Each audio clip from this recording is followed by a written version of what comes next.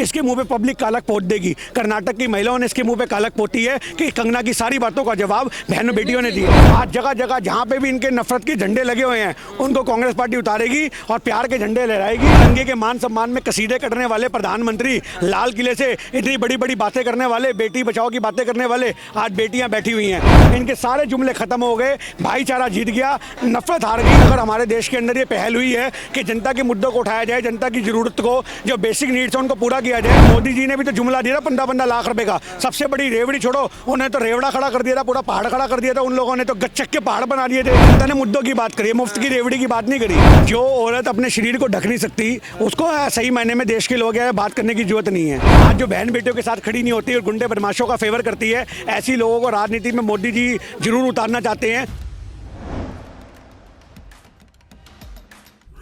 देखिए, आज छोटी सी बात है, जनता ने मुद्दों की बात करी, मुफ्त की रेवड़ी की बात नहीं करी। आज अगर हमारे देश के अंदर किसी भी आदमी को सुविधाएं दी मिल जाती हैं तो वो कुछ गलत नहीं है। अगर मुफ्त की रेवड़ी की बात करो तो पूरी दिल्ली मुफ्त की रेवड़ियों पे बटी हुई है। आज इस बात को नहीं समझना चाहिए। आज अगर हमारे देश के अंदर ये पहल हुई है कि जनता के मुद्दों को उठाया जाए, जनता की जरूरत को, जो बेसिक नीड्स है उनको पूरा किया जाए, तो कुछ गलत नहीं है। आज मोदी जी ने भी तो जुमला दिया 15-15 लाख रुपए का। सबसे बड़ी रेवड़ी छोड़ो, उन्हें तो रेवड़ा खड़ा कर दिया था, पूरा पहाड़ खड़ा कर दिया था। उन लोगों ने तो गच्चक के पहाड़ बना दिए थे कि तो आज हम लोगों ने तो फिर भी रेवड़ी को अगर आप कंपेयर करते हो तो रेवड़ी और गच्चक के पहाड़ में बहुत फर्क होता है। इनके सारे जुमले हार गए, इनके सारे जुमले खत्म हो गए, भाईचारा जीत गया, नफरत हार गई। और ये संदेश आप समझ जाओ, ये पूरे भारत में जा रहा है। आज जगह जगह जहां पे भी इनके नफरत के झंडे लगे हुए हैं उनको कांग्रेस पार्टी उतारेगी और प्यार के झंडे लहराएगी। और 2024 के अंदर आपको ऐसा नजारा दिखेगा कि हर जगह मोहब्बत का पैगाम होगा, भाईचारे का संदेश होगा। और जो ये राम और ये बजरंगबली की बात करने वाले लोग हैं, ये भी मैं आपको दिखा दूंगा अगले छत्तीसगढ़ के चुनावों में,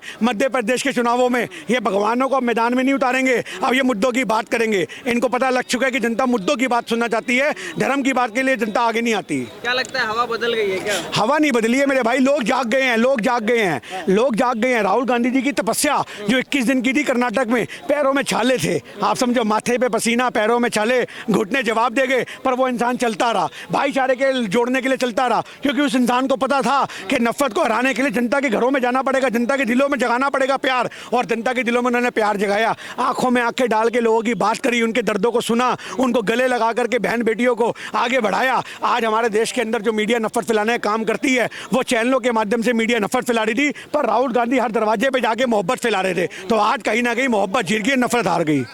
क्या लगता है जिस तरीके से ये पहलवान भी बैठे, कहा कि इसके बाद उनकी सुनवाई हो जाएगी, तो अब होगी क्या?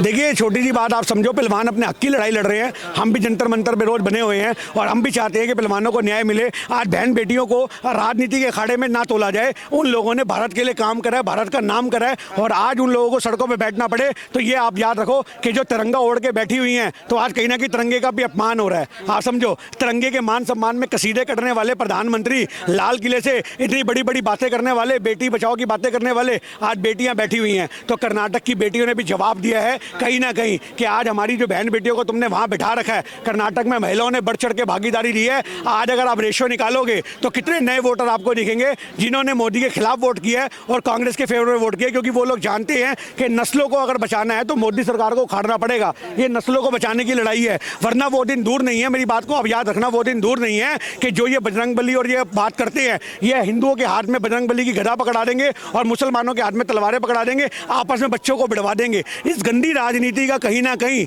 आप समझो खात्मा हुआ है, नफरत हारी है, मोहब्बत जीती है, कर्नाटक के लोगों की जीत हुई है। चुनाव में अभी कंगना रनावत ने बोला था जो मोदी जी के साथ नहीं है ना, वो देश के साथ नहीं है, वो आतंकवादी टाइप के लोग हैं। अब एक तरीके से जीत मिल गई, तो अब आप सभी को आतंकवादी तो उन्होंने बता ही दिया है। देखिए, छोटी सी बात है, कंगना कौन होती सर्टिफिकेट बांटने वाली?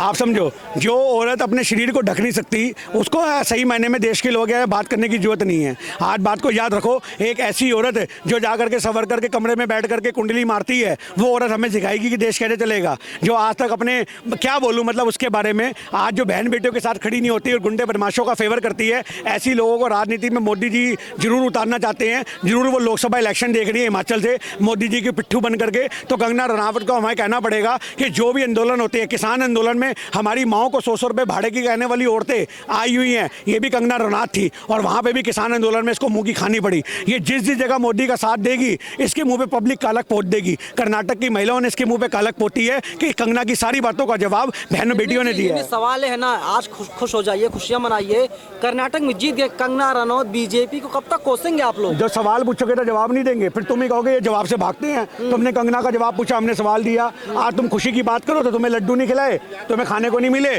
फूल मालों से स्वागत नहीं हुआ, क्या नहीं हुआ। आप जश्न की बात करो, हम जश्न पे सवाल पे जवाब देंगे। आपके क्वेश्चन में दम होना चाहिए, हमारी जबान में बहुत दम है, हर बात का जवाब देने की हिम्मत है हमारे में। भारतीय जनता पार्टी कह रही है कि हम लोग जीत रहे हैं, अभी तो नतीजे आने दीजिए, अभी 2 ही बजा है। हाँ, तो फिर वो फोन बजा बजा के शायद पक्के कर रहे होंगे कौन बिकने को तैयार बैठा है। तब ये वो अपना अमित शाह जो बैठे हुए हैं, उनके चणक्के बैठे हुए हैं। आज चणक्कों के संपर्क में कुछ लोग हो सकते हैं, पर आज आप लोग हैं, चौपर और फ्लाइट का टिकट बुक करा लिया है। आज एक छोटी सी बात को याद रखना, कांग्रेस पार्टी डरने वाली होती, अगर कांग्रेस पार्टी डरने वाली होती तो जिस तरीके से ये प्रोपेगेंडा फैलाते तो कांग्रेस के बंदे मैदान में ही नहीं उतरते। आप याद रखो, कांग्रेस पार्टी डरने वाली नहीं है, कांग्रेस पार्टी मुद्दों की बात करने वाली है। हम लोग हिंसा की बात नहीं करते, हम हिंसा की बात करते हैं। जो ये यहाँ पर हमारे साथ एक सोशल एक्टिविस्ट थे जो अपने विचारों को यहाँ पर हमारे सामने रख रहे थे और कांग्रेस की जीत पर अपने विचार रख रहे थे। उन्होंने काफ़ी हद तक बीजेपी सरकार को घेरा और साफ कहा है कि बीजेपी की सरकार की इस बार हारी हुई, 2024 में भी हारी हुई, क्योंकि सत्य की जीत हुई है। वो राहुल गांधी जी का वो एक